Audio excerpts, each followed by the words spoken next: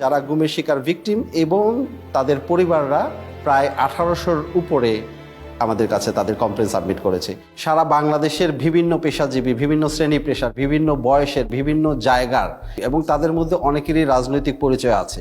কারো কারো ক্ষেত্রে হয়তো রাজনৈতিক পরিচয় ওইভাবে নেই, কিন্তু তাদেরকে জঙ্গি ট্যাগ লাগিয়ে দেওয়া হয়েছে। সব ধরনের মানুষ ছিলেন ভুক্তভোগী। দিনমজুর ভুক্তভোগী আসেন আমাদের কাছে, অত্যন্ত ধনী ভুক্তভোগী আসেন, কলেজ পড়ুয়া ছাত্র আসেন, যেমন তেমন নারী ভুক্তভোগীও আছে। এমনকি 10 বছরের কম বয়সী ভুক্তভোগীও আমাদের কাছে আসেন। আমি শুধু আমাদের মনে আছে যে আম্মু যখন বোরকা পরতো তখন আম্মুকে একটা কালো কালার টুপি পরাইতো আর একটা হাত করা পরাইতো। মাঝে মাঝে আমাকে নিয়ে যেত, তুই একদিন নিয়ে গেছে, বাকি সময় আমাকে রেখেই গেছে। গুমের সাথে আসলে বাংলাদেশের প্রত্যেকটা বাহিনী জড়িত বলা চলে। সেক্ষেত্রে প্রধানত আমরা যাদেরকে নাম নিতে পারি তাদের মধ্যে হচ্ছে rapid action battalion, Bangladesh police তো আছেই, detective branch of police, CTTC, DGFI, NSI, এগুলো প্রধানত তারা এই গুমের সাথে জড়িত ছিল। কমিশন গঠন হওয়ার পরে মানুষের যেমন প্রত্যাশা ছিল, আমরা নিজেরাও প্রত্যাশা করতাম, আমরা আশাবাদী ছিলাম যে সমস্ত ঘটনার পুঙ্খানুপুঙ্খ আমরা বের করব। এই যে একটা অপরাধ সংগঠিত হয়েছে, যে অপরাধটা স্বাভাবিক কোনো অপরাধ না, যে অপরাধটা একটা পরিকল্পনার ভিত্তিতে রাষ্ট্র কর্তৃক সংগঠিত হয়েছে।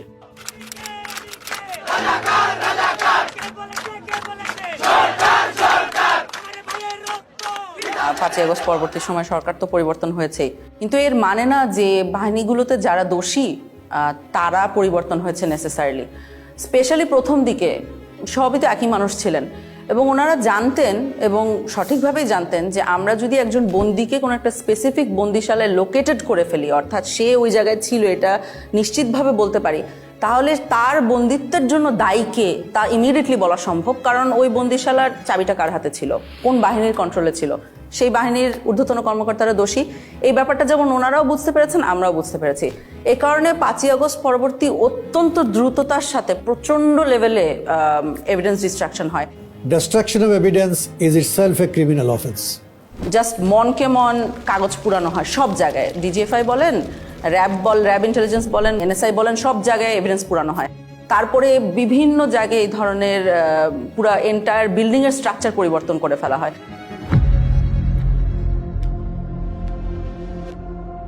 ব্যারিস্টার আরমান জি জবানবন্দিটা দিয়েছিলেন, সেখানে আমরা দেখেছিলাম যে অন্য বন্দীদের সাথে, অর্থাৎ যেমন ব্রিগেডিয়ার আজমি বা মাইকেল চাকমা যারা ছিলেন ডিজিএফআই এর হাতে, তাদের জবানবন্দির সাথে খানিকটা পার্থক্য ছিল।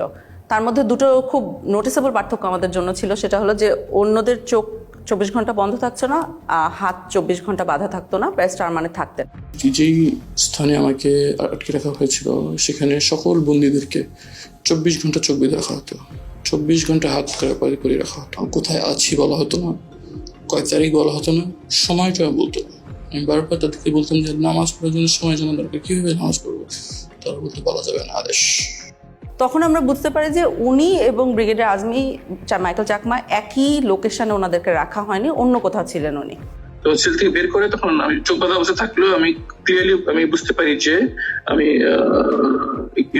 বের হয়ে একটু কয়েক কদম সামনে যে একটা ছোট্ট সিঁড়ি ক্রস করে ঘুরতেছি, তারপরে লেফটে আবার যে আয়নাঘরে ওনাকে রাখা হয়েছিল সেখানে ঢোকার সময় উনি সিঁড়ি দিয়ে উঠেছেন এবং ঠিক তার পরপরই কয়েকটা সিঁড়ি নেমেছেন।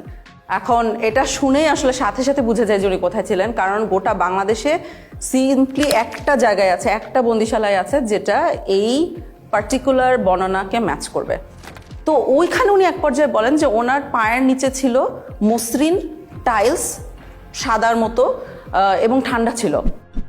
ছোট্ট সিঁড়ি যখন ক্রস করে যাই তখন এটা 5 থেকে 7 কদমের সিঁড়ি হবে, এবং খালি পায়ে আমাকে যতবার বের করা হয়েছে তখন খালি পায়ে পরে যে আমাকে জুতা পরা হয়েছে বের করা হয়েছে, খালি পায়েটা আমি একদম ক্লিয়ারলি বুঝে দিয়েছি এটা সিঁড়ি, টাইলস লাগানো সিঁড়ি ছিল।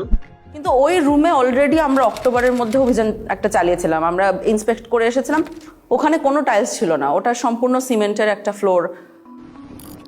সো আমরা কর্মকর্তাদের ডেকে, অফিসারদের ডেকে জিজ্ঞেস করা শুরু করি যে টাইলস কই। একটা সিঁড়ির পাশে যখন এই মার্কটা থাকে, what does it indicate, do you think? কারণ আমি তো বিল্ডিং এর এক্সপার্ট না। টাইলস, এই সিঁড়ি টাইলড ছিল, এই প্রশ্নটা আমার মনে আছে ওনাদের মোটেও পছন্দ হয় না, কারণ ওনারা এত বড় বড় কর্মকর্তা, আমরা জিজ্ঞেস করছি টাইলস কই, কথার তো কোনো মানে নাই। কিন্তু আমরা শিওর ছিলাম টাইলসের ভিতরে এই মিস্ট্রিটা লোকেটেড, এটা যদি সলভ করতে পারি আমরা মিস্ট্রি সলভ করতে পারবো। ওই সিঁড়ির তো দুইটা সাইড থাকে, একটা লে সাইড একটা লে সাইড, তো ওপর দিকে সিমেন্ট দেওয়া হয়েছিল, কিন্তু এই সাইডটায় ওইখানে মিস করে দিয়েছিল সিমেন্ট দিতে। তো ওখানে যেটা ছিল টাইলসের পিছনে দেখবেন গ্রিড আছে, চারকোনা গ্রিডের ছাপ রয়ে গেছিল। তা আমরা ওই ছাপগুলো দেখে বুঝতে পেরেছিলাম যে টাইলস অবধারিতভাবে ওখানে ছিল। কতদূর টাইলস ছিল ধরেন নিজে দেখা যায়? ব্যারিস্টার আরমানকে আমরা ছবি আঁকতে বলেছিলাম যে আপনি আঁকেন তো, যে আপনার চোখ বন্ধ ঠিক আছে, কিন্তু সিঁড়ি দিয়ে নেমে আপনি কোন দিকে যান। তো উনি একটা ছবি এঁকে দিয়েছিলেন সুন্দর করে, যে সোজা যে বাইরে গেলে সেলে ঢোকা যায়। এখন আমরাও সোজা যে বাইরে ঢোকা যায় না, কোথাও দেয়ালের সাথে ধাক্কা লাগে। ওইখানকার যখন ছবি ব্যারিস্টার আরমানকে দেওয়া হয়, তখন ব্যারিস্টার আরমান বলেন যে এখানে কি কিছু হয়েছে দেয়ালটা মানে কি জানি একটা তারতম্য আছে, এরকম একটা উনি ইন্ডিকেশন করেন।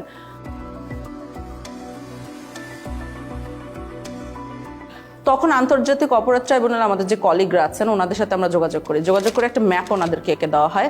সেখানে বলা হয় যে এই দেয়ালটা মাপেন, আপনি ইন্টারনাল যে দৈর্ঘ্য এটা মাপেন, এন্ড দেন বাইরে যে ওই একই দেয়ালের এক্সটার্নাল দৈর্ঘ্য মাপেন। যদি 7 ফিটের উপরে পার্থক্য পান তাহলে বুঝবেন যে এইখানে কোনো একটা সেল আছে যেটা দেয়াল দিয়ে ঢেকে দেওয়া হয়েছে। তো ওনারা মাপেন, মেপে আমার মনে আছে যে আমাকে খুব এক্সাইটেডলি ফোন দিয়ে বলেছে যে 10 ফিটের উপরে জায়গা আছে যেটা খুঁজে পাওয়া যাচ্ছে না। আমি এখানে দুটো দরজা ছিল, এই দরজা দিয়ে আমরা যেটা আমরা চাই না সেটা হলো লিন্টেল, যে মাঝখানে যেগুলো কিছুতে আধা থাকতে। তো ওই যে জায়গাগুলোতে একটু তারতম্য দেখা যাচ্ছিল দেয়ালে, সেই জায়গাগুলোতে ছোট ছোট ফুটা করা হয় এরকম হাতুড়ি দিয়ে পিটিয়ে। তো ওই ফুটার ভিতরে মাথা গলিয়ে দেখা যায় যে ঠিক ব্যারিস্টার আরমান যে বর্ণনাটা দিয়েছেন যে সেল, টাইলস, বাথরুম সব অক্ষত অবস্থায় আছে, ওরা জাস্ট নতুন দেয়াল বানিয়ে দিয়েছিল ওখানে। হ্যাঁ, আমরা ব্যারিস্টার আরমানের রুম পেয়ে গেছি। এখন টাইলস কতটুকু আছে, টাইলস গুলো কিন্তু যে করে হোক বাঁচাতে হবে, ঠিক আছে? উনি টাইলস চিনেন, যাতে কোনো টাইলস না হয়ে যায়। ওই যে অ্যাকচুয়ালি ওরা এখান থেকে বের করে নেয় জিনিস, ওরা টাইলস গুলো এখান থেকে উঠায় ভিতরের স্টোর। 8 বছর এখানেই থাকি। I couldn't tell what's clear on night from the sun. They used to blindfold us and handcuff us. In the night, they used to handcuff us the back. They wouldn't tell us where I was. They wouldn't tell us even time for prayers. Literally, it felt like I was buried alive. এরকম হতো যে 24 ঘন্টা চোখ বেঁধে হাত দিয়ে বসে রাখতো, কিছু দিতেন না দিতেন। হুমাম কাদের আমাকে বলেছিলেন যে ওনার সেলের একটা অংশে উনি খোদাই করে এসেছিলেন ওনার নামের ইনিশিয়ালস গুলা। মেডিকেল সেলের ভিতরে ঢুকলে আপনি যদি ঘুরে যান, দরজা ফেস করেন, বাম পাশের কর্নার মাঝামাঝি জায়গাটার মধ্যে একদম কোনায় একটা ডেট লেখা আছে, আর আমার ইনিশিয়ালস লেখা আছে, HQC লেখা আছে এবং ডেট লেখা আছে যেদিন আমাকে গুম করা হয়। তো আমি যখন ওখানে যাই এবং ওখানে খুঁজি ও যে রুমটা আমরা সন্দেহ করে ওনাকে রাখা হয়েছে, শিওর হবো কিভাবে যে ওই রুমে ওনাকে রাখা হয়েছে, কারণ ওই রুমটা রং টং করে ফেলা হয়েছিল অগাস্ট 5 পরে। তো একটা সাইড দেখে সন্দেহ হয়, তখন ওনাকে যে ওই সাইডটা দেখায় ভিডিও কলে যে এটা কি চেনা লাগছে কিনা, তখন উনি বলেন যে হ্যাঁ ওই ইনিশিয়ালটা খোদাই করে রেখেছে। তো আপনি যখন খোদাই করে রাখেন তার উপরে রং করে দিলেও খোদাইটা রয়ে যায়।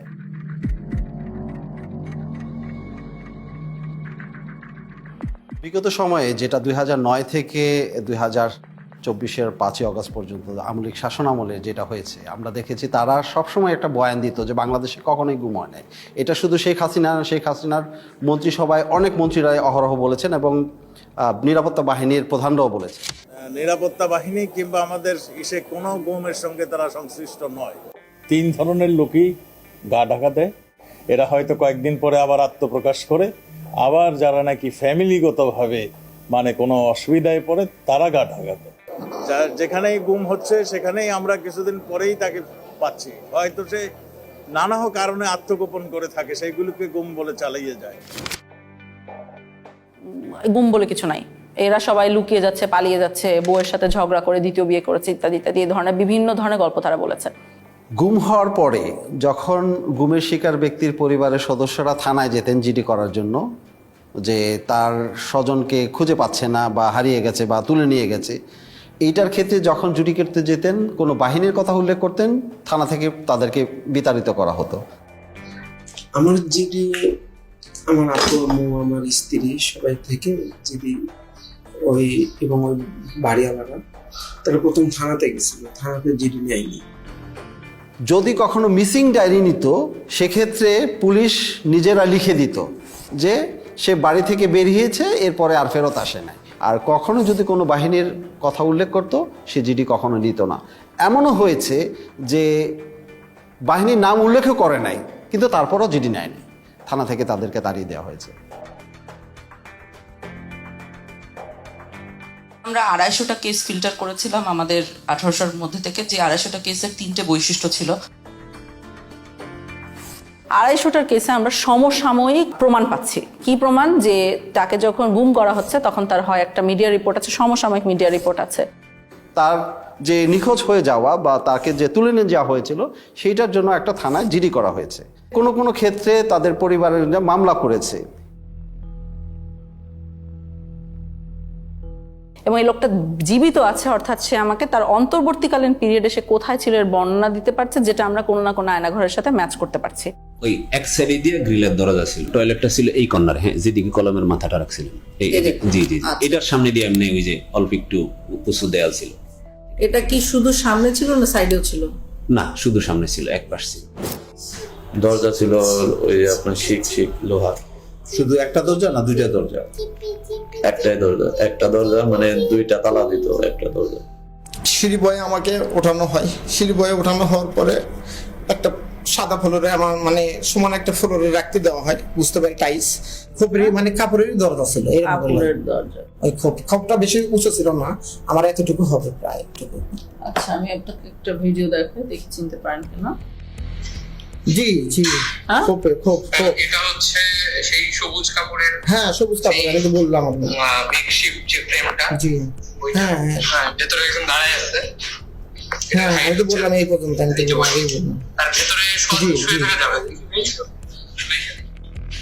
এবং তাকে যখন প্রডিউস করা হচ্ছে তখন তার বিরুদ্ধে একটা মামলা দিয়ে প্রডিউস করা হচ্ছে, অর্থাৎ কোনো একটা নিরাপত্তা বাহিনী মেনে নিচ্ছে যে তাদের হেফাজতে এই লোকটা আছে। প্রত্যেককেই কিন্তু একাধিক মামলায় দেওয়া হয়েছিল এবং অলমোস্ট সবার বিরুদ্ধেই জঙ্গি বিরোধী যে তকমাটা লাগানো হয়েছিল এবং সন্ত্রাস দমন আইনে মামলা দেওয়া হয়েছিল। এতে যেটা হচ্ছে যে এই কেসগুলো হয়ে গেছে সেসব কেস যেখানে দুই সাইডে প্রমাণ আছে। সে যখন নাই হয়ে যাচ্ছে সেটার সমসাময়িক প্রমাণ আছে, সে যখন রিঅ্যাপিয়ার করছে সমসাময়িক প্রমাণ আছে, এবং তার মধ্যবর্তী যে জায়গাটাতে ছিল সেটার বর্ণনা কোথাও ম্যাচ করা যাচ্ছে। অনেক ক্ষেত্রে দেখাচ্ছে একজন বন্দী আরেকজন বন্দীকে দেখছে বা তার গলার স্বর শুনতে পারছে বা তার পরিচয় জানতে পারছে গুম অবস্থায়, তখন তার একজন একজনের সাক্ষী হয়ে যাচ্ছে। এই দিক থেকে মানে দ্বিতীয় বা তৃতীয় নাম্বার ছেলে একটা ছেলে ছিল, ও হচ্ছে যে একটু যতটুকু মনে হলো মানসিক সমস্যা ছিল, প্রচুর কান্নাকাটি করতো আর চুলটা পাল্টা বকাঝকা করতো। 16 বছরের ছেলে, অনেক কান্নাকাটি করতো। তারপরে আমরা তাকে খুঁজে বের করেছি, পরবর্তীতে একটা সাইকেলের দোকানে সে কাজ করছিল এবং মানসিক ভারসাম্য লুজ করেছে। মনে রাখবেন ওই ছেলেটাকে আমরা কেন খুঁজে পেয়েছিলাম, কাজ তার চারপাশের বন্দিরা, 2 বছরের বন্দিরা আমাদেরকে এসে বারবার করে বলতো ওখানে একটা ছেলে অনেক কাঁদতো, আমাদের কেস সলভ করার আগে ওই ছেলেটাকে খুঁজে বের করেন, আমাদেরকে জানান ওই ছেলেটার কি হয়েছে, বেঁচে আছে কিনা। বেশ কয়েকজনকে পাই যারা সবাই রেকগনাইজ করতে পারছে যে ছেলেটা আছে কিন্তু জানি না কোথায় আছে, জানি না কোথায় আছে, এইভাবে করে চলতে থাকে আনটিল একজন বলে।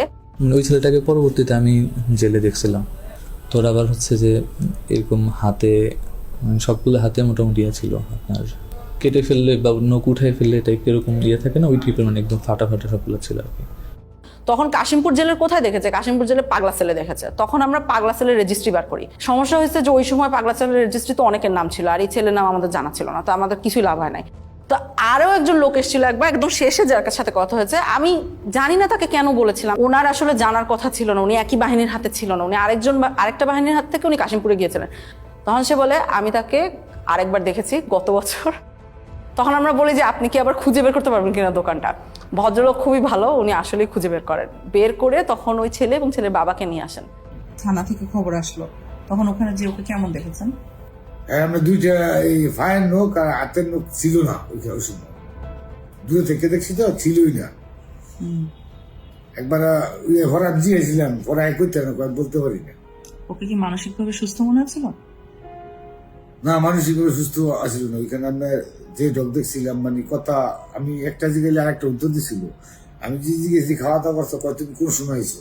এখন ছেলেটাকে যদি আপনি জিজ্ঞেস করেন যে তুমি কেমন ছিলে ওখানে, হ্যাঁ, ও কিন্তু দেখবেন ওর ওয়ে অফ কোপিং, এটা আমাদের কাছে লক্ষণীয়। যে কিছু মানুষ কোপ করছে আল্লাহকে স্মরণ করে, কিছু মানুষ পরিবারকে স্মরণ করে, ওর ওয়ে অফ কোপিং ছিল ভুলে যাওয়া। ও বলেছে আমার কিছু হয় নাই। বলে কি বললেন? সাহস বলে কি ম্যাডাম? কারণ তুমি 4 বছর অনেক কষ্ট সহ্য করেছো। জি, অনেক কষ্ট ব্যথা পাইতাম ম্যাডাম। সমস্যা নেই ম্যাডাম, সমস্যা নেই, তোলা করে দেবেন কি, অসুবিধা হইতো না, ব্যথা কিছু নেই আর কি। যাক, আমার ছেলে অনেক ভাই বড় করতে নিয়ে গিয়া, এটি বড় কথা। সবাই কয় ভাই সব যা আছে তা হয়েছে, এখন ছেলে বিড়ে হয়ে গেল শেষ। মানুষ অনেক কথা গেছিল আর কি, সবাই বলছে যে নাই, এমন আমি উকিলেরও যাই না, যেমন সেরকম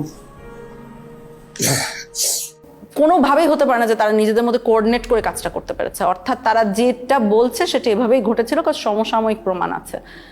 এ কারণে এই 250 কেস যথেষ্ট শক্তিশালী একটা এভিডেন্স আওয়ামী লীগের এই মিথ্যা বয়ান ভাঙার জন্য। গুমের যারা ভিকটিম, অর্থাৎ তাদেরকে যখন প্রথম তুলে নেওয়া হয় সেই পর্যায় থেকেই আসলে তাদেরকে নির্যাতন শুরু করে। একাধিক কাপড় দিয়ে তার চোখ মুখ ঢাকা হতো।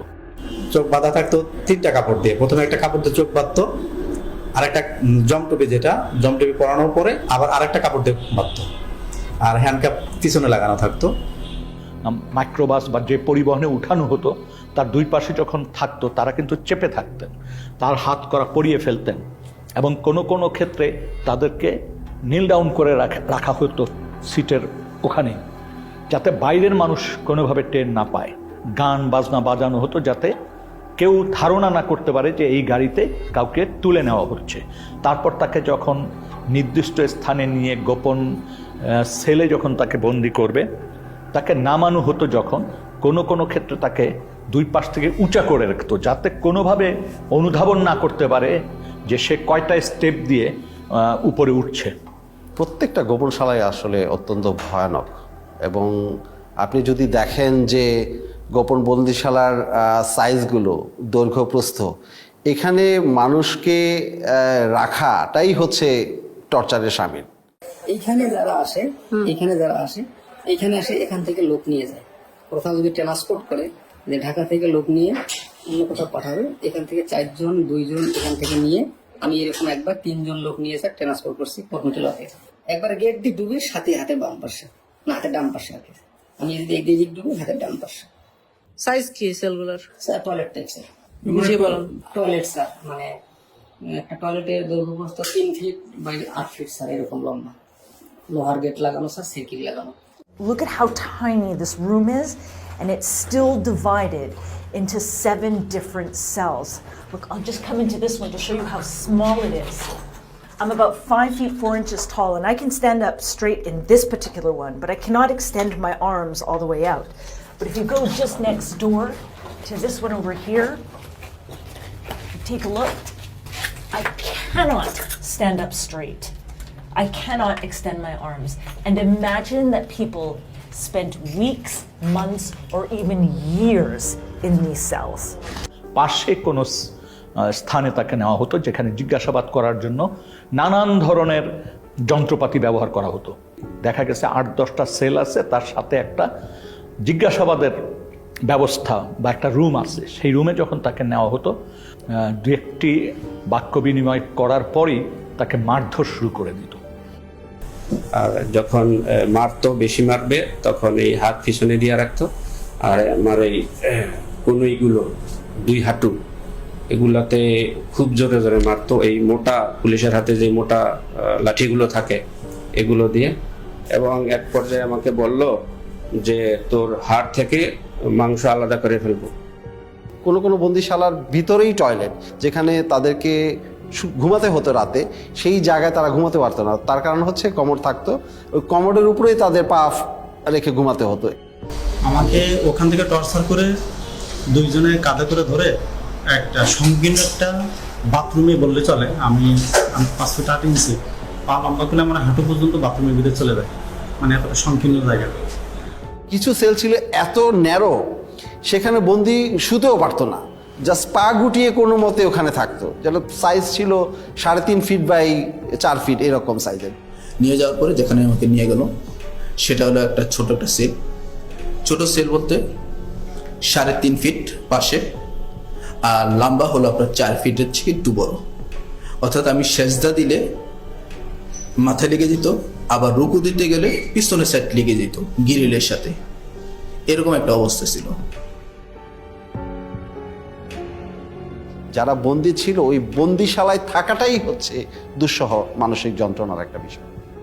আমাকে ওই রকম একটা ফ্লোরের সাথে এরকম করে হাত দিয়ে এরকম করে আস্তে আস্তে বাড়ি দিতে হতো। বাড়ি দিয়ে একটু শব্দ হলে তারা লাঠির ইশারায় বাথরুমে নিয়ে যেত। বাথরুমের জন্য তারা মারতে দেরি হতো, অনেকে 8 মিনিট সময় দিত আমাকে। 8 মিনিটের বেশি হতো আমাকে বিলম্ব দিত, মারতো, আবার লাঠির ইশারা দিত, অনেক বকাবকি হতো। এক ধরনের যন্ত্র ব্যবহার করতে হতো যে হাতের শিকল দিয়ে ওই যন্ত্রের সাথে আংটা পরিয়ে দিয়ে মেশিন চালু করলে তাকে আস্তে আস্তে ছাদের দিকে ঝুলিয়ে ফেলা হতো। এই ঝুলন্ত অবস্থায় ঘন্টার পর ঘন্টা রাখার ঘটনা আমরা শুনেছি, এমনকি 24 ঘন্টার কথাও আমরা অনেক ক্ষেত্রে পেয়েছি।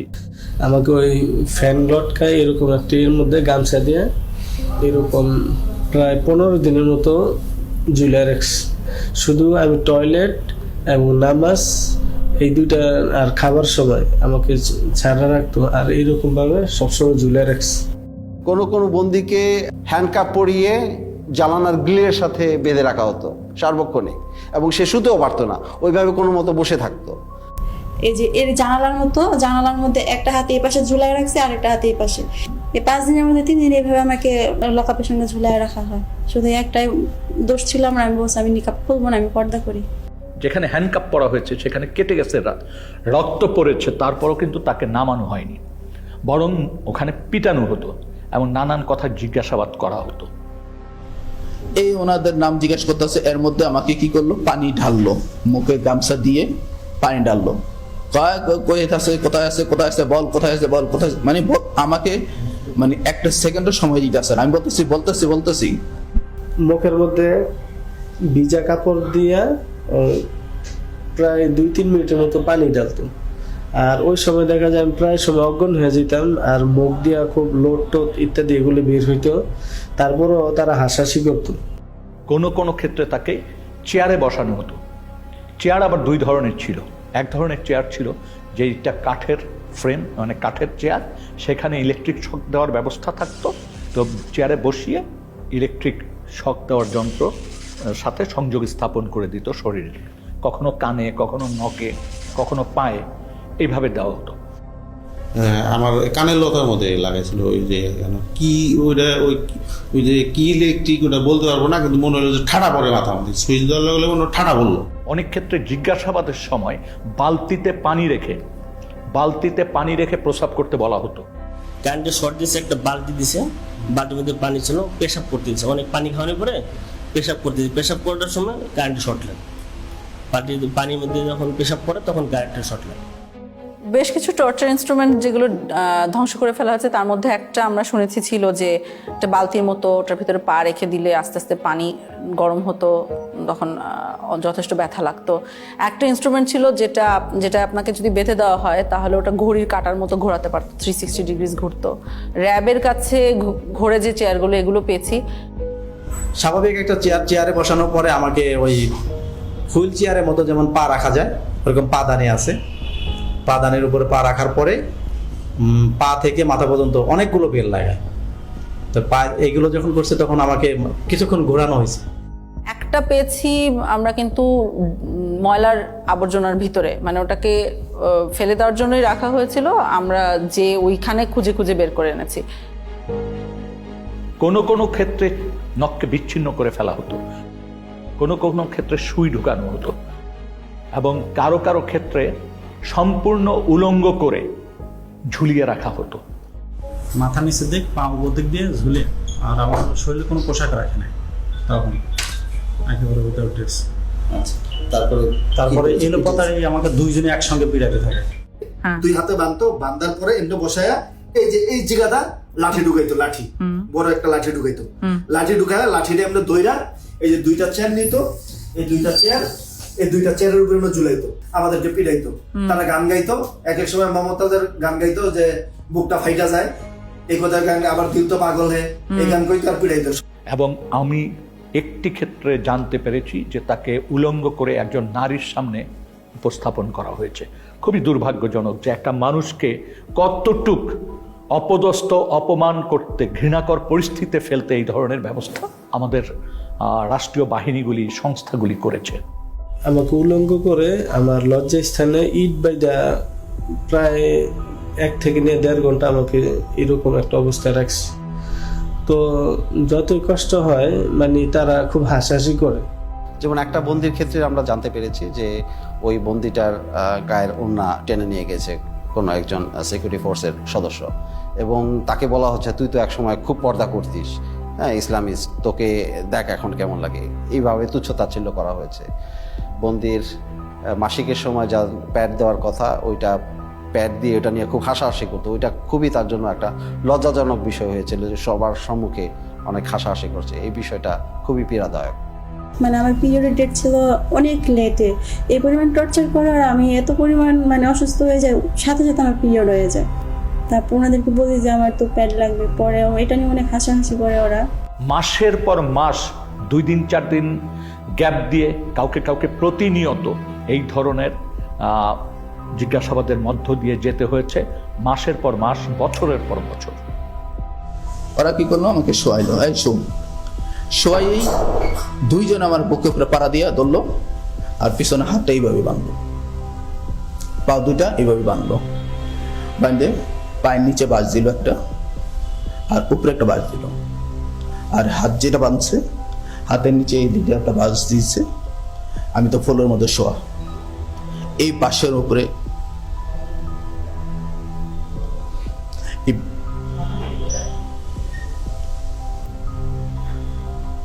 বাঁশের উপরে আমাকে 4-5 জন দাঁড়াই গেছে। তখন আমার মানে ভিতর থেকে মানে আমি আর কোনো কিছু বলতে পারতেছি না, শুধু একটাই প্রশ্ন করতেছে, তোর বাড়িতে কে কে থাকে, তোর বাড়িতে কে কে থাকে। এবং আমরা দেখি এই জিনিসগুলো মানুষের ভিতরে অনেক বড় ভয় রেখে দেয় অনেক দিনের জন্য।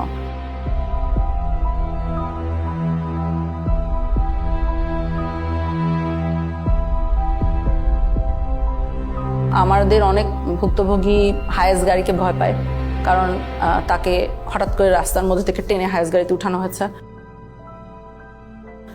আমাদের অনেক ভুক্তভোগী এসি রুমকে ভয় পায়, কারণ এসি রুমে, টর্চার রুমগুলোতে এসি থাকতো, কারণ আই সাপোজ অফিসাররা যখন এগুলো করতেন ওনারা ঘামতে চাইতেন না। গানটা সাউন্ড আসতোই, মানে ঠিক থাকতে পারতাম না, আর শুধু চিৎকার সাউন্ড আসতো।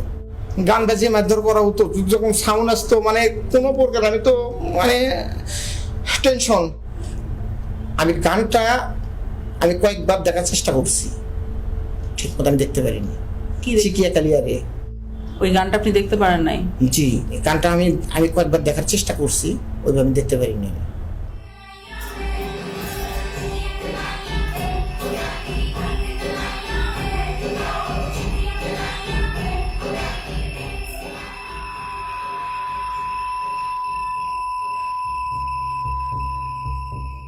প্রসাবের জন্য আমরা এরকম বাইরেতে হইতো ফ্লোরে, এখানে টাক দিলে আমরা আসবো। প্রসাবে ধরছে মিউজিক ছেড়ে দিছি, ওই আওয়াজও তাদের কাছে পৌঁছায় না, মিউজিকের সাথে তো ওটা হারায় যায়, ওই সাউন্ড তো আর পাবে না। এরকম কিছু প্রসাব পায়খানা করে দিয়েছে আমার সামনে, আবার এটা আমরাই পরিষ্কার করতেছি, তারা দিয়ে যে করে তারা দিয়ে পরিষ্কার করে। সে আল্লাহর কাছে বলতে যে আল্লাহ আমার মেরে ফেললেই ভালো, এই কষ্ট দেওয়ার দরকার কি। এই মানুষগুলো কিন্তু যারা বেরিয়ে এসছেন জীবন নিয়ে, তারা কিন্তু এটা ভুলতে পারেন নাই। তারা এখনো গভীর রাতে ঘুম ভেঙে যায়, তাদের চিৎকার করেন, এই ট্রমার থেকে কিন্তু এখনো বেরিয়ে আসেনি।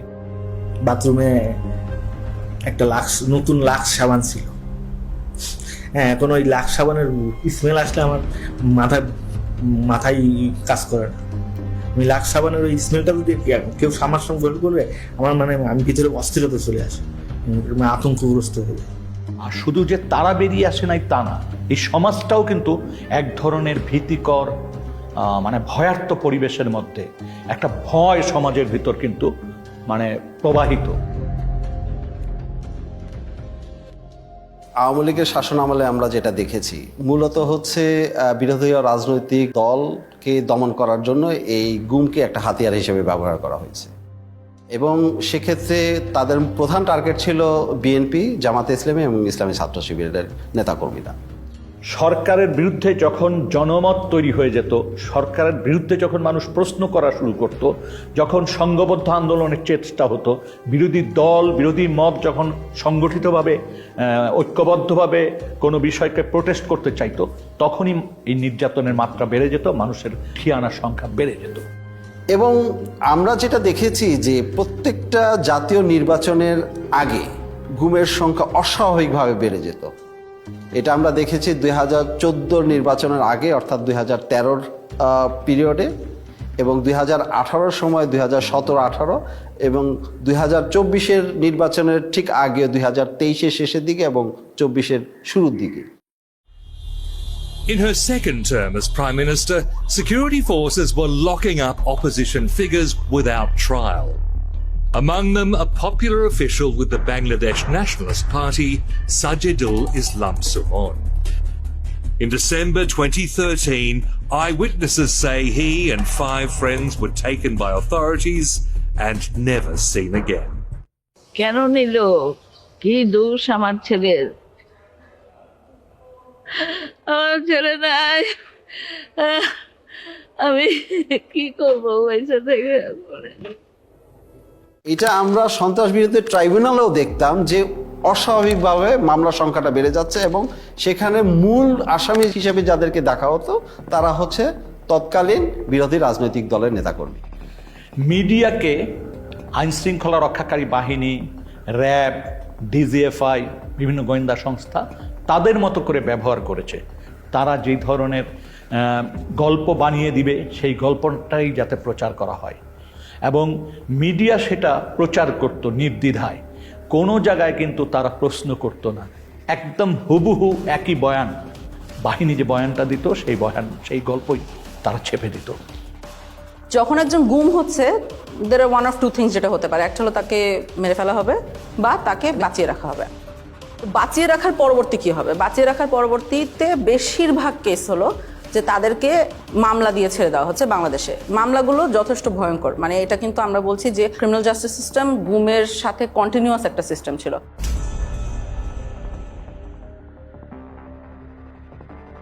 ছাড়ার জিনিসটাকে সেটাকে লিগেলাইজ করার জন্য, অর্থাৎ তাকে একটা বেআইনি কাস্টডি থেকে একটা আইনি কাস্টডিতে নেওয়ার জন্য একটা মামলা মোকদ্দমা দরকার। সেই কাজটা করতে গিয়ে অনেক মিথ্যা মামলা মোকদ্দমা তাদেরকে জড়িত করে দেওয়া হতো। প্রত্যেকের ক্ষেত্রে একাধিক মামলা দেওয়া হয়েছে, তার মধ্যে একটা মামলা প্রত্যেকের ক্ষেত্রে কমন, সেটা হচ্ছে সন্ত্রাস বিরোধী আইনে মামলা দেওয়া এবং জঙ্গি তকমা দিয়ে দেওয়া। এবং প্রত্যেকটা ভিক্টিমের ক্ষেত্রে তাদেরকে দেখা হচ্ছে তাদের কোনো রাজনৈতিক পরিচয় আছে কিনা। তো বলছে তারেক রহমানের অ্যাকাউন্ট ডিটেল বলেন, কোন কোন জায়গায় তার টাকা থাকে। আমি বলছি ভাই আমি জানি না, I don't know, I simply don't know. তো বলছে ম্যাডাম জিয়ার টাকা কোথায় দিয়েছেন, কোথায় রাখে? আমি বলছি আমি জানি না। তখন আবার দিল, মানে আমার 2টা নিক্যাপ মানে তারা দিল, তারপর ফেলে রাখলো। ইভেন সম্পৃক্ততা না থাকলেও যদি দাড়ি টুপি পরে মসজিদে যায়, মাদ্রাসায় যায়, বা এগুলো সম্পৃক্ততার কারণে কিন্তু এই মামলাগুলো দেওয়া হয়েছে। তুই তোর জামাতের তুই শিবিরের কোন পদ আসাস, তুই কি করো? সেই সে বলছি যে আমি একসময় ছাত্র শিবির করতাম, এখন আমি করি না। কেন? আমি মুখে তখন আমার মুখে আরেকটু বড় দাড়ি ছিল, মুখে বড় দাড়ি করি, টাকনুর উপর এখানে প্যান্ট করি, এই নানান কোয়েশ্চেন। আমার ভাই কেন জামাত ইসলাম করতো, এই টাইপের রিলেটেড কোয়েশ্চেন। ফাঁকে ফাঁকে উনি খুবই বাজে বৃষ্টিভাবে মানে কথায় কথায় গালি দিতেছিল, জঙ্গি, রাজাকারের বাচ্চা, এই রাজাকারের বাচ্চা বেশি বলতেছিল। আপনি তাকে কিছু ভুয়া মামলা দিচ্ছেন, আমরা যেটাকে বলছি কিছু প্যাকেজ কেস দিচ্ছেন, অ্যান্টি টেররিজম অ্যাক্ট দিচ্ছেন, arms act, explosives act, digital security act, এইসবের আন্ডারে মামলা দিয়ে দিচ্ছেন। দেওয়ার পরে তাকে অনেকদিন জেল খাটতে হচ্ছে, এরকম একটা সিস্টেম আছে। 4-5টা মামলায় একই ধরনের ভাষায় ব্যবহার করা হয়েছে এবং ভার্বেটিম, ওয়ার্ড ফর ওয়ার্ড। যদি এইভাবে হয় 4-5টা, তাহলে বুঝতে হবে this cases are all manufactured cases. দুটো মামলার আপনার ল্যাঙ্গুয়েজ একরকম হইতে পারে না, কিছু হইতে পারে গোপন তথ্যের ভিত্তিতে, this much. Acting on a secret information, the raiding party went to the place of occurrence and arrested the accused. এটা হতে পারে, কিন্তু বাইকগুলো তো মিলার কথা না।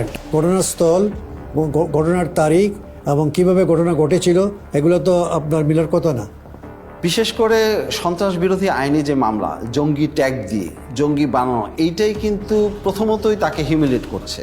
সমাজ থেকে কিন্তু তাকে প্রথমে বিচ্ছিন্ন করা দেওয়া হলো, পরিবার থেকে প্রথমে বিচ্ছিন্ন করে দেওয়া হলো, এবং তার প্রতিবেশী সবাই কিন্তু তাকে ভিন্ন চোখে দেখে। এই ছেলেটা জঙ্গি, আমরা তো জানতাম না, এটা জঙ্গি পরিবারের সন্তান।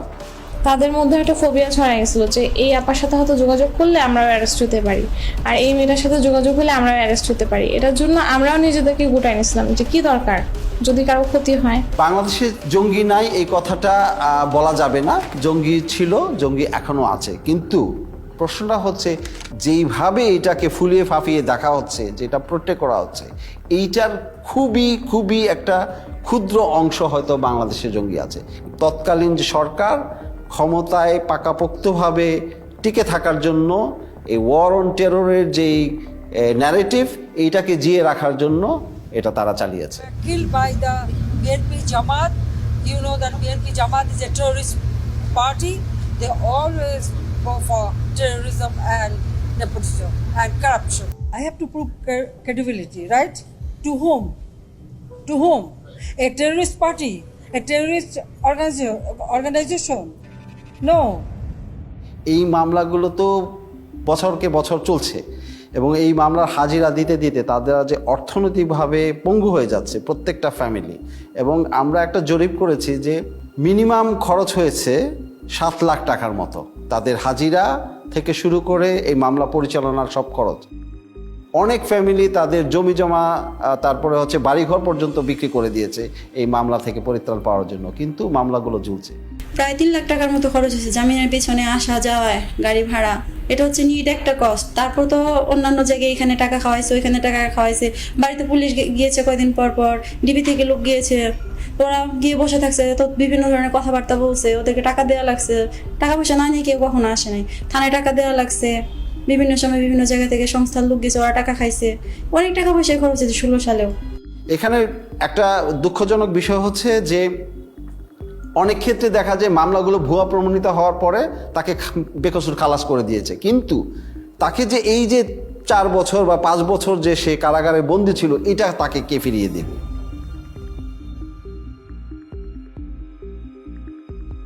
এখন ভুয়া মামলা দিয়ে এগুলোর পক্ষে তো তাদেরকে এখন প্রমাণাদি জোগাড় করতে হবে, প্রমাণাদি পাবে কোত্থেকে? হ্যাঁ, এটা একটা তো তাদের জন্য সমস্যা। তো ওখানে একটা বেশ well developed systematic torture regime ছিল আসলে। এই টর্চার করে কনফেশন আদায় করা হতো, স্বীকারোক্তি আদায় করা হতো।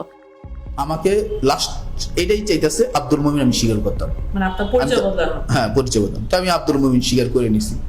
করে নেওয়ার পরে এই যে এখন বাসডলা দিয়ে লাস্টে বলতেছে তোর নাম আব্দুল মুমিন, আর তোর বাপ যদি জিজ্ঞেস করে, কথা জিজ্ঞেস করে বলবি যে আমি বাবার সাথে রাগ করে তাবলিগে চলে গেছিলাম, তাবলিগের কিছু জিনিসপত্র আছে এই ব্যাগের মধ্যে, এই ব্যাগটা নিয়ে তুই চলে যাবি, ওরা ছেড়ে দিয়ে আসুন। যেহেতু সব ম্যাজিস্ট্রেট এক না, কিছু কিছু ভালো ম্যাজিস্ট্রেটও আছে, তাই কিছু ম্যাজিস্ট্রেট আবার থাকতো খারাপ, এবং সবাই জানতো তারা মানে কারা, যারা এগুলো মেনে নেবে, এই ধরনের ফোর্সড স্বীকারোক্তি বা গুম হওয়া সত্ত্বেও জিনিসটাকে কগনিসেন্সে না নেওয়া। তো ওই সব মানুষদের সামনেই যাওয়া হতো, ওদের সামনেই এদেরকে প্রডিউস করা হতো, তারা ফোর্স স্বীকারোক্তি মেনে নিত। আমি বলছি না, আমি 160 আমার মাইরে ফেলাইতো, আমি 164 দিব না, 164 দিলে আমার ফাঁসি হয়ে যাবে, আমি তো এগুলো কোনো কিছুর সাথেই নাই। আপনারা যা বলতেছেন আমি এগুলো কিছুই জানি না, সব সাজায় আপনারা দিচ্ছেন। তখন আমারও ওই আয়ু বলতেছে, ওই প্রথম দিন আমাকে যখন, এটা আপনাকে কি বলবো, মানে প্রথম দিন আমাকে যখন ওয়াটার বোর্ডিং দিয়েছে, তখন আমার মানে আমি প্রসব করে দিয়েছিল আর কি। তো ওই জিনিসটা ও আবার আমাকে রিমাইন্ড করে দিচ্ছে যে তোরে যে মনে নাই, তোরে যে তুই যে প্রসব করে দিয়েছিস রিসিলি মেয়েদের লগে, আজকে কিন্তু আবার সেইভাবে মাইতে টানায় পিড়ামো, কিন্তু তুই যা বলি সেইভাবে কর। করে নিয়ে আসছে, করে নিয়ে আইসা বলতেছে, এমন একজন জাজের কাছে নিয়ে আসছে, আইসা বলতেছে ও 164 দিতে চায় না, অনেক চেষ্টা করছি দিতে চায় না। পরে বলে যে আবার সেই করে জাজ বলতেছে ও এখনো দাঁড়ায় আছে কিভাবে, এটারে কেমন 164 দেয় না, এটা তো দাঁড়ায় আছে, সুস্থ আছে, 164 দেওয়ার জন্য কিছু মশলাপাতি খরচ করতে হবে না। A guam or enforced disappearance is a violation of human rights. So the judges as a whole should be sensitized about the human rights, about the various human rights instruments and the violation of those human rights. Magistrate সাহেব উনি ডাক দিয়ে বললেন যে আপনাদের আসামি তো ইয়ে করতেছে না, কি বলে বালকরূপ স্বীকারোক্তি দিচ্ছে না। একটা এগ্রিজিয়াস কেস আমাকে যেটা খুব ডিস্টার্ব করেছে সেটা হলো যে সে আমাকে বর্ণনা করছিল যে ম্যাজিস্ট্রেটকে যে বলেছে যে প্লিজ আমি এতদিন ঘুমছিলাম, আমি আসলে এটার সাথে জড়িত না। হ্যাঁ, অনেক সাহস করে এটা সে ম্যাজিস্ট্রেটকে বলেছিল। ম্যাজিস্ট্রেট তখন যে পুলিশ সাথে নিয়ে গিয়েছিল, পুলিশকে ডেকে বলেছে এই যে দেখেন কি বলছে, তখন তাকে বাইরে নিয়ে যাওয়া হয়। সিএম কোর্টের বারান্দায়, এটা সময় 8 তলা বা 9 তলায় কিছু আমাকে মারধর করলো। আমার এখানে আমাদের দাগ আছে মনে হয়, এটা ওরা আমাকে মাথাটা ধরে স্যার ওই গ্রিলের মধ্যে এটাতে বাড়ি মারতে ধরছে, তখন আমার হাতে হ্যান্ডকাপ ছিল। তো আমি মাথাটা বাঁচানোর জন্য আমি এটা যখন আনছি তখন আমার এখানে পড়ছে। তাই আমি নিচে ফেলে পাড়াইলো, কিছুক্ষণ মারলো, অনেক চিৎকার চেঁচামেচি করতেছিলাম, কারণ আমি হচ্ছে কেউ তো আসলো। যখন চিৎকার চেঁচামেচি করতেছি তখন ম্যাজিস্ট্রেট আবার আয়কে ডাকে পাঠাইছে যে এত আওয়াজ করতেছেন কেন। আর মানে কি বলবো, এটা অবিশ্বাস্য বিষয়। আমি প্রশাসনকে কাছ থেকে দেখছি আর আমি অবাক হয়েছি যে আসলে পুরোটাই এটা system. Most of the judges were at the beck and call of the high command of the then ruling party. That's why they did not dare to take any effective steps against the enforced disappearances of the victims or abduction of the victims, you know. The judiciary must be proactive instead of reactive. The judiciary must come forward, protecting and promoting the human rights of the people through adjudication of disputes in a very bold and assertive manner. Boldness is an integral part of the personality of a judge. A weak person is not suited or suitable for the position of a judge. Judges must know how to deliver justice impartially, effectively, and in a neutral manner. কিছু মানুষকে বাঁচিয়ে রাখবে কিন্তু আবার release করতে পারবে না বাংলাদেশে, নানাবিধ কারণ থাকতে পারে সেটার জন্য। তখন তাদেরকে আমরা দেখছি ইন্ডিয়াতে পার করে দেওয়া হয়। ইন্ডিয়াতে পার করার পদ্ধতিটা আমরা বুঝতে পেরেছি বন্দীদের সাথে কথা বলে, সিকিউরিটি ফোর্সের ভিতরে যে হুইসেল ব্লোয়াররা আছে তাদের সাথে কথা বলে, এবং অনেক সময় আমরা নথিপত্র মিলিয়ে দিন তারিখ চেক করেও ওগুলোকে কনফার্ম করেছি যে এভাবেই ঘটেছে। তোমার আম্মায় অনেক কান্নাকাটি করতেছে, এর জন্য অনেক সরাসরি হয়েছে, এর জন্য তোমাকে দেশে রাখা যাবে না, এর জন্য তোমাকে দেশের বাহিরে পাঠাবো আমরা।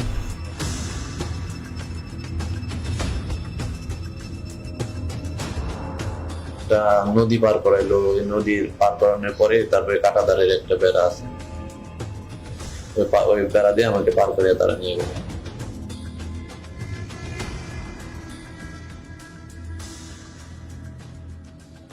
ওইখানে নিয়ে 2টা লোক আইছিল হুন্ডাই করে, বললো তোর পার করে দেব, তারপরে তুই ওই জায়গায় কতদিন থাকবি, আবার আমরা তো আবার ব্যাগ নিয়ে আসবো। ইন্ডিয়াতে নিয়ে যাওয়া হতো, আমাদের বাহিনী নিয়ে যেত 300-400 মিটার ইনটু দ্য বর্ডার, নিয়ে যেয়ে ওই বাহিনীর হাতে হ্যান্ড ওভার দিত। একটা বিশেষ ক্ষেত্রে আমরা দেখেছি যেখানে বন্দি এক্সচেঞ্জ হয়েছিল। ওরা আবার ওই দেশ থেকে কারা যেন আসছে স্যার, আপনার ওদের ইন্ডিয়ানরা আসছে, ওরা 2জনকে দিল, আমরা 2জনকে দিলাম। মানে ওরা 2জন বন্দীকে দিল, আপনাদের বন্দী 2জনকে ওদেরকে দিয়ে দিল। ইন্ডিয়া আমাদেরকে বন্দি দিয়েছিল, আমরা একজন বাংলাদেশি সিটিজেনকে দিয়েছি। আমার ধারণার সাথে মনে হয় আরেকজন ছিল যার পরিচয় আমরা এখনো বের করতে পারিনি। অর্থাৎ আমরা 2জনকে দিয়েছি, একজনকে পেয়েছি। ওই 2জনের মধ্যে একজন বাংলাদেশি নাগরিক, সাথে মিষ্টিও দেওয়া হয়েছে। ওই বাহিনীও মানে ইন্ডিয়ান বাহিনীও মিষ্টি এনেছিল, আমাদের বাহিনীও মিষ্টি ছিল। বন্দি গিফট দেওয়ার সাথে সাথে মিষ্টিও গিফট এক্সচেঞ্জ করা হয়েছিল। এটা আমাকে নিরাপত্তা বাহিনীর যারা ওখানে জড়িত ছিল তারাও বলেছেন, বন্দি নিজেও চোখে দেখেছে এই ঘটনাটা ঘটতে। ইন্ডিয়াতে নেয়ার পরবর্তী কি হতো বন্দি আমরা সবসময় জানি না, অর্থাৎ কাদের কথা জানি না, আমরা জানি না ওখানে কাউকে মেরে ফেলা হতো কিনা, কারণ যারা মারা গেছেন তাদের খবর আমাদের পক্ষে বের করা এখনো পসিবল হয়নি। যাদেরকে হ্যান্ড ওভার করলো ওদেরকে নিয়ে আবার কি করলেন? ওদেরকে নিয়ে স্যার রাস্তায় 2জনকে স্যার ক্রস ফায়ার দিয়ে ফেলাই দিয়ে আসছে। তবে এটা অবশ্যই হতো যে ইন্ডিয়াতে যারা বাঁচিয়ে রাখা হতো ইন্ডিয়াতে তাদেরকে মামলা দেওয়া হতো, মানে অর্থাৎ ইন্ডিয়ান লিগ্যাল সিস্টেমের ভিতরে তাদেরকে ঢুকিয়ে দেওয়া হতো।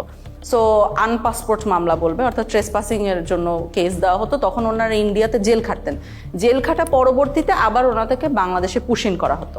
ভারতের কারাগারে যদি কেউ থাকে সেটার জন্য আমরা বাংলাদেশি বন্দী যারা আছে তাদের তালিকা চেয়েছি পররাষ্ট্র মন্ত্রণালয়ের মাধ্যমে ইন্ডিয়ান অথরিটিকে। কিন্তু সেক্ষেত্রে যে সমস্যাটা দেখা গেছে যে তালিকাটা দিয়েছে সেটা অসম্পূর্ণ, এবং আমরা যেই পিরিয়ডের তালিকা চেয়েছিলাম অর্থাৎ 2009 সাল থেকে 2024 সালের 5ই অগস্ট পর্যন্ত সেটা তালিকা পায়নি। এই সম্পৃক্ততাটা ইন্ডিয়া এবং বাংলাদেশের যে ইল্লিগাল একটা সম্পর্ক, এটা আসলে খুবই ট্র্যাজিক, কারণ এরকম হওয়ার কথা না, হওয়া উচিত না, এবং আমাদের দেশের সার্বভৌমত্বের প্রশ্ন অবশ্যই চলে আসে, কিন্তু হয়েছে, গত 16 বছর এটা হয়েছে।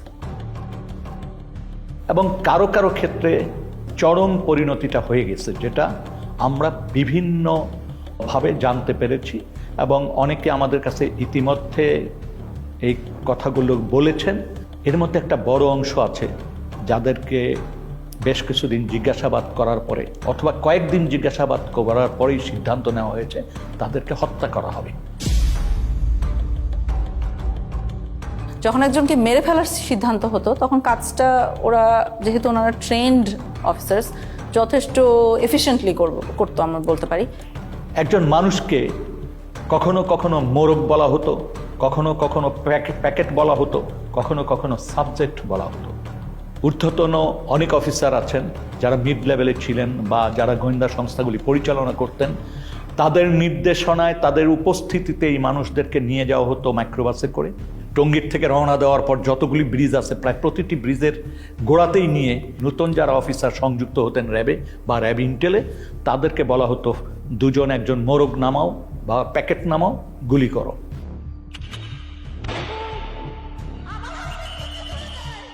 যখন ক্রসফায়ার বেশি সমস্যা হয়ে গেল আন্তর্জাতিকভাবে এবং জাতীয়ভাবে, যে এরা এটা নিতে পারতেছিল না আর এটা ক্রিটিসিজম, তখন ওরা বললো যে আরে আমরা বডি প্রডিউস করি কেন, নাই করে দিলি তো হয়, তাহলে তো কেউ বুঝবে না কি হয়েছে। তখন এটাই মুভ করলো ওরা, এটা একটা ডিসিশন ছিল। একটা জিনিস খুব স্পষ্ট যে এই ঘটনাগুলি ঘটানো হতো, হত্যাকাণ্ডগুলি করা হতো। প্রথম দিকে কিছু লাশ রাস্তাঘাটে পাওয়া যেত, ফেলে যেত, তো কিছুদিন আগে উঠিয়ে নিয়েছিল কারা জন্য। তারপর যখন সন্দেহ হলো যে এটা আইন শৃঙ্খলা রক্ষাকারী বাহিনী বা কোনো গোয়েন্দা সংস্থা, যখন এই জিনিসগুলি মানুষের ভিতর কানাঘুষা হতে থাকলো, তখন কিন্তু আর রাস্তাঘাটে লাশ ফেলতো না। একটা বেশ কমন মেথড ছিল যেটা গোটা দেশে ব্যবহার করা হতো, সেটা হলো নৌকায় নিয়ে যে গুলি করে মেরে ফেলা। এরপরে যখন যাওয়া শুরু করলো, আমরা ইয়েতে যাওয়ার পরে উনি ডেস্টিনেশনটা আগে থেকে বলেন না কোথায় যাবে, সাউথের দিকে যাবে। তো যাওয়ার পরে তারপর বললো যে স্লো ডাউন, দেখো স্লো ডাউন বললে তখনই বুঝি যে এখন প্রক্রিয়া শুরু হবে। যখন খোলের ভিতর দিকে তাকে তুলে নিয়ে আসে, সিমেন্টের বস্তা কিন্তু বাইরে থাকে স্যার, খোলের মুখটা খুলে একজন করে তুলতেছে স্যার, সিমেন্টের বস্তা দিয়ে সে বেঁধে ফেলতেছে, পাথর হচ্ছে হাঁটু বড় গেছে, হাঁটু বড় গেছে। বেঁধে মায়ের কাছে সিমেন্টের বস্তাটা তাকে একদম কর্নারে রাখছে, সেকেন্ড ম্যান স্যার কিলোটা দেয় স্যার, কিলোটা দিয়ে উঠেছে সব। তাদের পছন্দের জায়গাটা হলো মাথা স্যার, মাথার এখানে বা পাশে বালিশ থেকে তারপরে একদম 5 রাউন্ড ফায়ার করে। 2 রাউন্ডটা ফায়ারের পর্যন্ত কখনো তার মনে হচ্ছে কারো হাত কেটে গেছে, তখন উনি বলতে সেনাবাহিনীর একটা ক্যাম্প আছে ওই ব্রিজের গোড়ায়, সেখানে সুন্দরবন থেকে একটা ট্রলার নিয়ে আসা হয়েছিল, দস্যুদের কাছ থেকে উদ্ধার করার ট্রলার, যেটা জেনারেল জিয়াউল হাসানের টিম এটা এনেছিল। এবং পরবর্তীতে আমরা জেনেছি যে জিয়াউল হাসানের প্রত্যক্ষ তত্ত্বাবধানে অনেক মানুষকে ওখানে নিয়ে যাওয়া হতো রাতের গভীর রাত্রে। এই জায়গাটা এবং বন্দিরা থাকতো বুঝছেন এখানে এই ডেকের উপরে, কোনো সময় তো ডেকের ভিতরে থাকতো। অ্যান্ড দেন অফিসাররা তার ডেকের ভিতরে না থাকলে দেখা গেলো মাঝে দেখেছিল এরকম হয়, ওরা সবই এখানে বা কেউ এখানে থাকতো। অ্যান্ড দেন এখানে এনে শুট করে এখান থেকে ফেলে দিবে, ওখান থেকে পেট ফাটতেছে ওখানে কুইক অ্যাকশন। তো গুলি করে মেরে ফেলার পরে পেটটা চিরে দেওয়া হতো এবং বডির সাথে সিমেন্টের বস্তা বেঁধে দেওয়া হতো বা ইটের বস্তা, যাতে ওনাদেরকে যখন ধাক্কা মেরে নদীতে ফেলে দেওয়া হচ্ছে তখন তারা ডুবে যেতেন। হচ্ছে কি এখানে যাওয়ার পরে এই যে মানুষটাকে শোয়ালেন, যাওয়ার পরে বাঁধার পরে তারপরে আপনার গুলি করে ফেলা দেওয়া হয়। এদিকে বাঁধার রশিটা রেডি থাকে, ওইদিকে সিমেন্টের বস্তার সাথে রশি বাঁধা রেডি, যেমন রশি বাঁধার থেকে সিমেন্টের বস্তা খুলে না যায়। তারপরে বাকি রশিটা এখন এটা কোমরের সাথে দিয়ে বাঁধা সবচেয়ে সহজ, that of any other places of the whole body. এখানে গুলি করে লোয়ার পোর্শন ধরে ফেলে দিল। কে ফেললো? জিয়া তো গুলি করলো, এখন জিয়েই ফেললো না সাথে আরো যে লোক ছিল তার কে ফেললো এটা আমার খেয়াল নেই, এখান থেকে করে ফেলে দিল। তবে বেশ কিছু ক্ষেত্রে লাশ ভেসে উঠেছে আমি এর ধরনের কেস দেখেছি যেখানে লাশ ভেসে উঠছে, বুলেট উন্ড কপালে এবং গায়ে সিমেন্টের বস্তাটা কোনো কারণে একটা ছেড়ে গিয়েছে, অন্যটা রয়ে গেছে, এরকম অবস্থায় উঠছে। নারায়ণগঞ্জের 7 খুনের যে হত্যাকাণ্ড এবং তার লাশ লুকিয়ে ফেলার যে প্যাটার্ন, এই প্যাটার্নের সাথে অনেক অংশে মিলে যায়। এরকম নানাবিধ মারার আসলে টেকনিক ছিল, বিভিন্ন বর্ণনা থেকে আমরা পাই। কোনো কোনো ক্ষেত্রে বিষ প্রয়োগ করেও হত্যা করা হয়েছে। ইনজেকশন দিয়ে মারা হতো, এটার বর্ণনা পেয়েছি আমরা যারা এটা নিজে চোখে দেখেছে।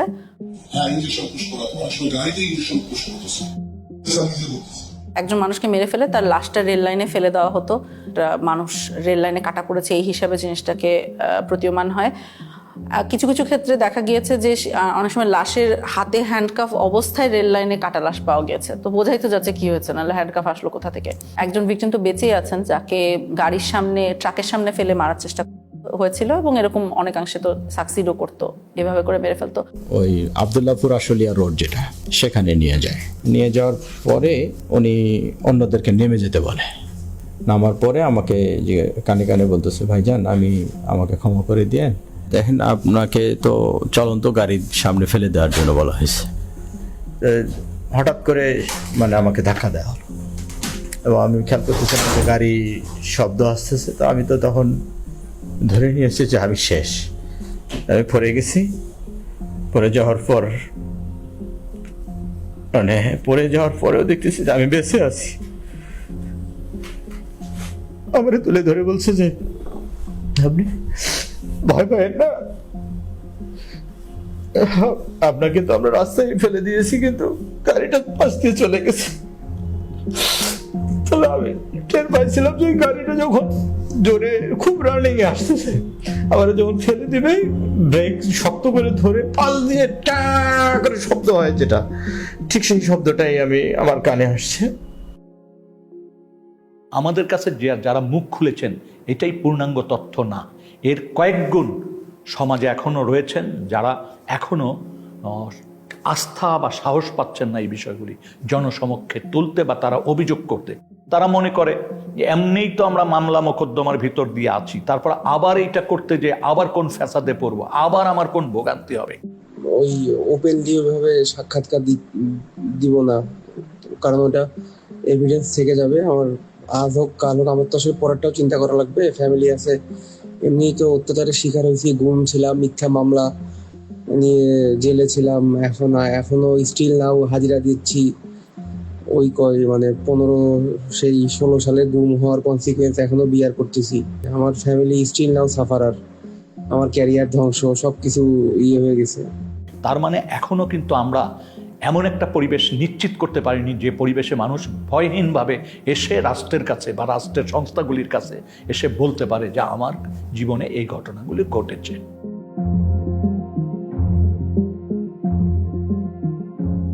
অন্ততপক্ষে গুম কমিশন যাদের ক্ষেত্রে মনে করেছে যে হয়রানিগুলোর থেকে তাদের পরিত্রাণ পাওয়া উচিত, গুম কমিশন থেকে আমরা পরীক্ষা নিরীক্ষা করছি এবং এই ধরনের একটা তালিকাও প্রস্তুত করা হচ্ছে এবং ফলস কেসগুলো যাতে দ্রুত নিষ্পত্তি করে, গুম হওয়া ব্যক্তি ছাড়া পাওয়ার পরও হয়রানির শিকার না হয় এবং এই আদালতের আইনি ব্যবস্থাকে যাতে কেউ আর অ্যাবিউজ করতে না পারে। যাদের বিরুদ্ধে এই মামলাগুলো দিয়ে দেওয়া হয়েছে, সন্ত্রাস দমন আইন বা অন্য যে আইনি মামলা হয়েছে, এই প্রত্যেকটা মামলা যাতে দ্রুত নিষ্পত্তি করা যায়, সেটা যাতে এক্সপিডাইট করে, সেটার জন্য সুনির্দিষ্টভাবে সরকারকে বলেছি। দ্বিতীয়ত হচ্ছে যে সন্ত্রাস দমন আইনটাকে সংশোধন করার কথা বলেছি।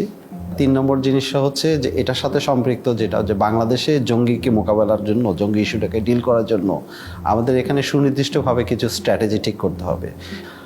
এর পাশাপাশি যেটা হচ্ছে যে রিহ্যাবিলিটেশনের যে বিষয়টা আছে সন্ত্রাসদের মোকাবেলার ক্ষেত্রে, এই বিষয়টা মনে হয় কার্যকর হতে পারে, সেটাকে আমরা ফোকাস করেছি। গুম হওয়া এবং কেউ মারা যাওয়ার মধ্যে একটা বিস্তর ফারাক আছে। সেটা হলো কেউ যখন মারা যায় তখন তার সম্পত্তি ভাগ হয়ে যায়, একটা ডেথ সার্টিফিকেট আসে, সম্পত্তি ভাগ হয়ে যায়, একটা ক্লোজার আসে। কিন্তু কেউ যখন গুম হয়, যেহেতু সে মারা গিয়েছে এই কথাটা বলতে পারা যায় না, কারণ আমরা আসলে জানি না সে মারা গেছে কিনা, তখন কিন্তু কোনো ডেথ সার্টিফিকেট ইস্যু করা যায় না। ডেথ সার্টিফিকেট ইস্যু না করার সাইড ইফেক্ট আপনি দেখেন, ধরেন ভদ্রলোকের ব্যাংক অ্যাকাউন্টে টাকা আছে বা তার সম্পত্তি আছে, কিছু ভাগ হওয়া সম্ভব না। সো পরিবারগুলো অলমোস্ট রাতারাতি পথে বসে যায় দেখতে পারে যে ব্যাংক অ্যাকাউন্টে টাকা আছে, দেখতে পারে যে তার সম্পত্তি আছে, কিন্তু সে কিছু ব্যবহার করতে পারে না। সেই জন্য আমরা বর্তমান প্রচলিত আইনের বাহিরে আমরা মনে করি যে এমন একটা আইন করা দরকার যে আইনে কিছু ওভাররাইডিং ক্লজ থাকবে, যে দেশের প্রচলিত আইনের বাহিরে গিয়েও তাদেরকে যাতে একটা আইনগত সুযোগ দেওয়া যায়। যখন একজন মারা যান তখন তার বউ বিধবা হয়ে যান, এটার একটা প্রসেস আছে। কিন্তু যখন একজন গুম হন তখন তার বউ, উনি কি বিধবা না সধবা? কারণ আমরা উত্তরটা জানি না। ভদ্রলোক বেঁচে আছে কি মারা গেছে এটা আমরা বুঝতে পারছি না। এই যে বিশাল সমস্যাগুলো পরিবারগুলোর মধ্যে মানে সৃষ্টি হয়, সেগুলোর কোনো সমাধান তারা পায় না। এবং গত 16 বছর ধরে হাজারে হাজারে পরিবার বাংলাদেশে এই সমস্যাটা ফেস করে আসছে। গুম হওয়া ব্যক্তির ডেথ সার্টিফিকেট ছাড়াই তাদের গুম হওয়ার যে একটা প্রত্যয়ন বা একটা ডিসঅ্যাপিয়ারেন্স সার্টিফিকেট প্রডিউস করে যাতে পরিবার পরিজন যাতে সম্পত্তি ইনহেরিট করতে পারে, সেই জন্য এই কমিশন থেকে কিছু আইন সংশোধনের সুপারিশ করা হয়েছে। অন্ততপক্ষে আর্থিক দুর্দশা কিছুটা হলেও লাঘব হবে। তবে এটা সত্য কথা যে গুম হওয়া ব্যক্তির অনুপস্থিতি বা গুম হওয়া ব্যক্তিকে উদ্ধার করে না দিতে পারলে অপূরণীয় ক্ষতি সেটা কোনো আইন দিয়ে বা তার সম্পত্তি দিয়ে বা সম্পত্তির অংশ দিয়ে সেটা পূরণ হওয়ার নয়।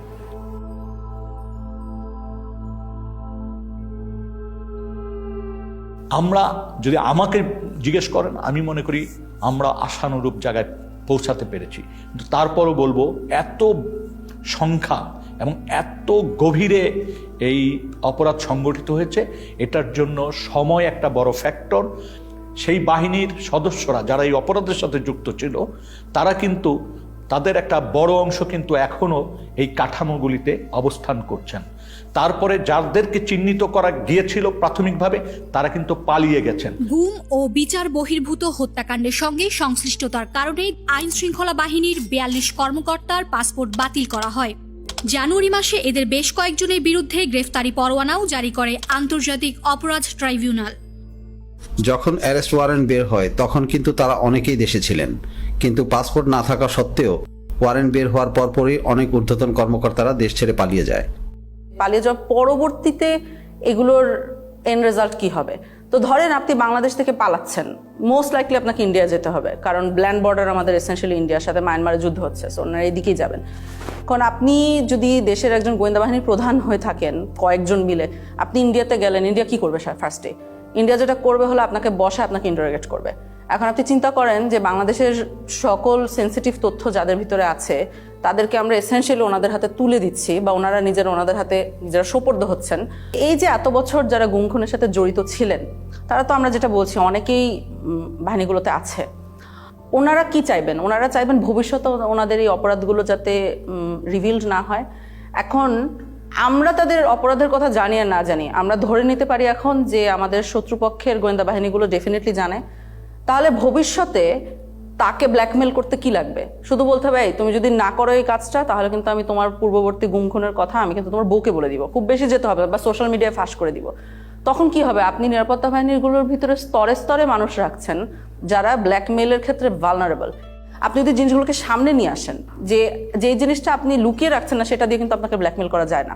তো আপনি জিনিসগুলো সামনে নিয়ে আসেন, আপনি গুম কমিশনের সাথে কথা বলে ফেলেন, তাহলে এই সমস্যাগুলো কিন্তু চলে যায়। এই অপশনটা না নেওয়াটা আমার কাছে বোকামি মনে হচ্ছে এবং দেশ বিরোধী একটা কাজ মনে হচ্ছে।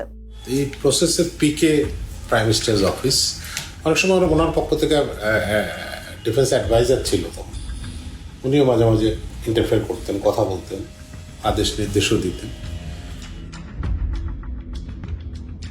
So out of the way I went to PM and requested her যে সালাউদ্দিন কাদের চৌধুরীর ফাঁসি হয়ে গেছে, তার ছেলেটাকে এটা করা হয়েছে, এটা খুব এটা দেখা উচিত, আমাদের ফ্যামিলিটা খুব broken and his relatives have requested। আমি নিজে প্রিয়ামকে বলেছি, আমার সাথে মানে আমি 2 বার ওনাকে বলেছি, এটা আমার নিশ্চিত মনে আছে। And her response was ছেড়ে দিব না, মানে আমি দেখি কি করা যায়। অ্যাডভাইজারকে তুমি বলছো, আমি বলছি। এবং ওনার কি ক্ষমতা ছিল তখন ওটাকে সমাধান করার? অর্থাৎ ধরেন উনি চাইলে কেউ বের করে দিতে পারতো? পিএম চাইলে হবে না, মানে এটা উনি যা চাইবে তাই হবে। সম্ভাব্য যারা অভিযুক্ত তাদের কারো সাথে কথা বলার পর যে জিনিসটা পরিষ্কার একটা অবয়ব দাঁড়িয়েছে, সেটা হচ্ছে এই ধরনের ঘটনার সিদ্ধান্ত নেয়ার ক্ষেত্রে যিনি নীতি নির্ধারকদের সর্বোচ্চ জায়গায় অবস্থান করছেন